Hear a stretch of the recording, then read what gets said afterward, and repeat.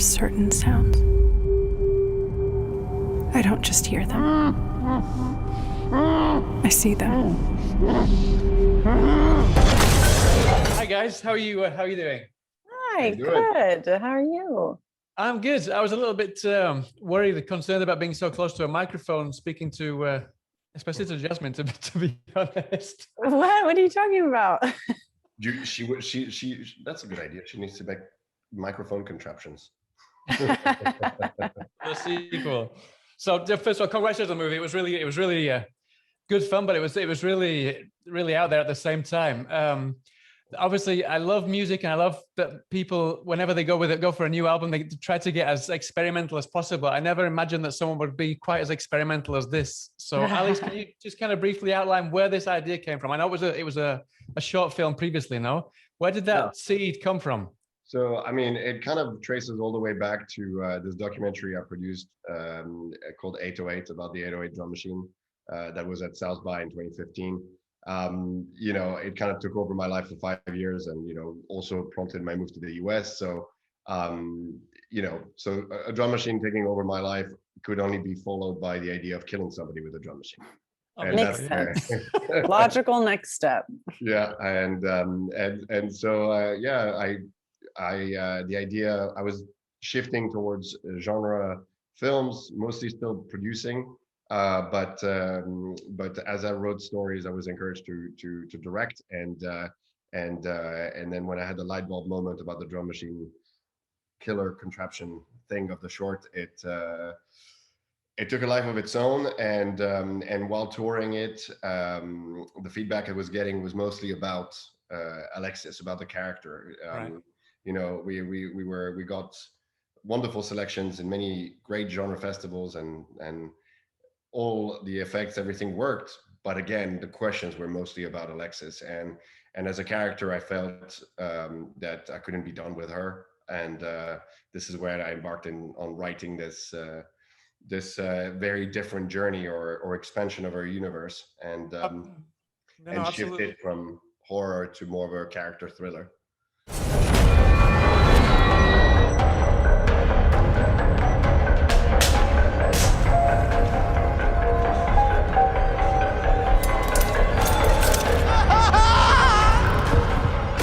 So much baggage that she comes with now in the film, from very young. How did you go about fleshing the character out? And then when Jasmin became involved, what did you bring to the table to kind of bring yourself to Alexis? So the character really was, many part of her character just came to my mind, and I know it sounds like a little bit of a cop-out answer, but this is how. I tend to write sometimes without planning, and as I wrote that script, I was not mapping it. I didn't really break down the script till much later, and when it came to actually making a working version of it. And so the discovery of her self was all about being an artist. I'm the son of an artist. I've been surrounded by artists my whole life, and I tried to get to really follow the creative path rather than a bloodlust and rage. And as far as our identity, I as I said, it came to my mind that way. And so what I tried to do is write it as an open conversation and with open questions for all the things that I couldn't possibly know myself. And so it was, trying to, really tap into my interactions with artists in my life in sort of an artistic environment, and all the questions I had about the character that lived in my head. And so when I met Jasmin, I got to hand over this sort of discovery process, those questions I had. And the first time I met her, we had a wonderful conversation, and I felt that I had met Alexis, and that she had the answers to the questions I kind of kept open in the script. So it was very exciting. So what kind of answers would you say you brought, not just in that conversation, but going into the whole filming process, Jasmin? Oh, I don't know. Good question. I feel like that's almost more a question for Alex, because I just brought my perspective, and I don't know how that differed from what he had originally envisioned. yeah. Alex, what do you think? Well, I mean, one of the very important part was in our conversation was the passion for her craft, Yeah. and the precision. I remember we keep always joking about who was more nervous that day, and I'm still adamant I was the most nervous. And it was interesting to hear Jasmine's feedback on the script and her grasp of the character. The character already felt like it was hers, and that was very important to me because not just because of the characters and traits that she shares with Alexis, but also in her vision to who she wanted to embody Alexis as, and then she is an extremely talented actress with a very strong process, and I knew that when we would start working together, she would not let me get away with any moment of breaking down the character. And that's where, again, with all the open question I had about the manifestation of that character, I felt that Jasmine had all the answers. Okay. James, I want to bring you into this. I don't want to leave you out because obviously you're the poison pill to this devious plan now that Jasmine's got, not just in this devious plan, but also this bizarre love triangle, if you will, between you, Jasmine, and her roommate now. When you came on board, that must have been quite complicated to get that balance of chemistry between Jasmine and between her roommate and kind of keep things kind of secret before getting towards the end of the film, no?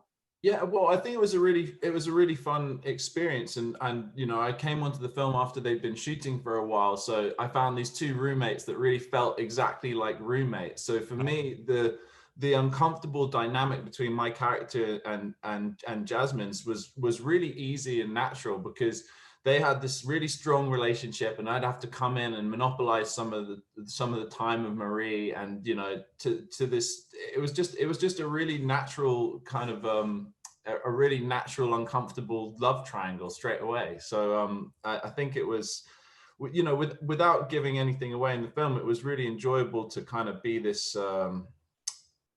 misnomer and this possibility, and I think reading the script the first time, you're just really not sure about this character. You really don't know if he's kind of going to be a real, I'd say, an antithesis to her, basically. Okay, and then I mean, obviously, Alexis, she will go as far as possible, as far as is necessary, not to create her art. No. James and Jasmine, was that something that was easy for you to kind of respond to when you came onto the project? Are you very methods? You really go as far as you possibly can? Obviously not as far as Alexis, but kind of get into those kind of roles, these kind of roles. Could you relate to that? I'm definitely not not a method actor, but I do a lot of research, and I am an artist. I'm an actor as well as a singer-songwriter. Right. And so I very much understand the artist's journey from doing things for passion all the way through production and putting something out into the world. Yes and no is what I would say. I think I can relate to someone being incredibly passionate about their work and putting in that kind of level of detail into it. But I think ultimately for me, Alexis's process is something separate from like what I think a normal human's creative process might be. I think there's a level of a kind of an emotional disconnection that's almost like almost impossible for me to do. I'm a big softie, so the idea of like maniacally planning someone's murder, I wouldn't be able to even get halfway through it. I would just be like I'd have a breakdown halfway through. No, I'm glad you explain it like that, because Alexis' character, when she does actually do what she does without giving anything away, she just rejoices and she enjoys it in a way that we've never seen in any villain in any film before, I think. No, Alex, is that something that really kind of was important to you, to create something that we could almost feel for this character, that she was enjoying it and it was something that she needed in her life? Now, was that something you really wanted to, I mean, I imagine with all the kind of the coloration and the different images that you created on the scene it was really important for you to get that across to the audience, no? Yeah, I mean, you know, and this is and this starts with the family murder, because that moment of elation she feels as a child is in complete contrast of the terror that surrounds her at that moment. And that is something that sets the stakes for the rest of the film, because if we didn't really show this at the beginning as the sort of explosion of joy, you know, regaining hearing, developing synesthetic abilities, and just exploding onto the screen, you know, again around a child, and then carrying that, you know, then we jump in time, we meet her as an adult, and we just want to know if she still has that drive.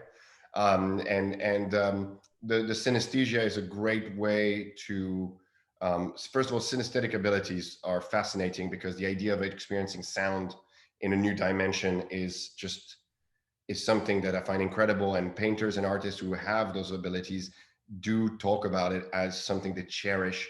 So I wanted that relationship to also create her environment and see how she can shut out the world when she is in her world, in her moment. And the colors and light give a sort of palpable experience. And this is where as well our amazing DP Daphne, who has an absolute incredible skill using light. She's amazing. She knew from the start, when I saw her work before we met for the first time, I saw immediately that she knew how to manage colors.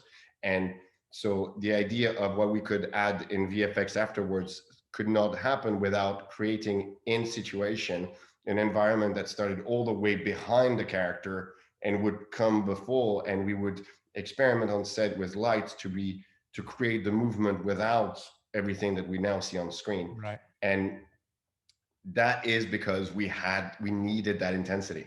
We needed not just, oh, here's a bit of color floating around and this is synesthesia. Yeah. It needed to be like, it needed to really pop at the audience. And, you know, almost like if this film were a 3D movie, that they would feel kind of like almost like in the midst of holographic ghosts. And so. The same is the case with the sound as well, because it's from two perspectives. No, we see normal sound, and then we kind of see Alexis' sound at the same time, and you kind of drown everything out. No, that was really perfectly well done as well. Yeah, that's a dynamic we started in the short, to kind of switch music and weapon, meaning the music is the weapon, the flesh sounds is the music, and I remember, you know, so the composers, so Jaakko Manninen is the composer who worked on the short and then came over to the feature. We also brought on Alexander Burke and Omar Aldib. And the fact is, with Jaakko, when I told him that I wanted that dynamic, he thought I was nuts. And you know, I'll take it. I am, but can we do it? And that's where the experimentation that we did in the short really allowed us to actually know what we're about to do when it came to the feature. So we could create some music before, so that we could, you know, have on set points of reference, but then we could also combine the performance, and then when we finish the music, bring it all kind of together. And the fact that Jasmin is a musician helped a lot, because she has a sense of rhythm, which meant that even instruments that were completely foreign to her, she had a rhythmic relationship with it that allowed us to then, you know, calibrate the music, her performance, and everything that we sort of added at the end. And so, as an experimental process, it was one of the most fun challenge, perhaps, you know, I could envisage. These contraptions they look really complicated, but I imagine you set yourself certain limits so that you didn't kind of go over the top with these things, no? The good thing is there's no budget limit in imagination. So so when I wrote them, I wrote actually many types of contraptions, and some didn't make the script. But actually, one thing I did try to do is the contraption is actually quite big, and it's a big installation. I wanted them to be more human scaled. You know, now the first one is obviously tricky, but she's in a desolate environment. So there's a the possibility of setting that up, but the other ones need to be relatively mobile and relatively accessible. And so I tried to keep the technology and everything around it to be really at her scale, so that we didn't have a sentiment that there was some sort of sidekick helping set everything up. I wanted her process to be hers, and I didn't want the contraption to betray that. So, and this is where, the fun of her, that RV where she lives, that workshop that she exists in, to really show that where she always roams, it just like, that's the only way that we're going to really bring the audience into her process as well, that she needs to have that environment where she can do everything she wants. I'm just excited first to bring Alexis to the world, and then this next project I'm writing, I'm hoping we can maybe get it going for 2022. I can't say anything about it, but all I can say is that it's a very different journey from this, and it's but very much a twisted idea, because well, that's me.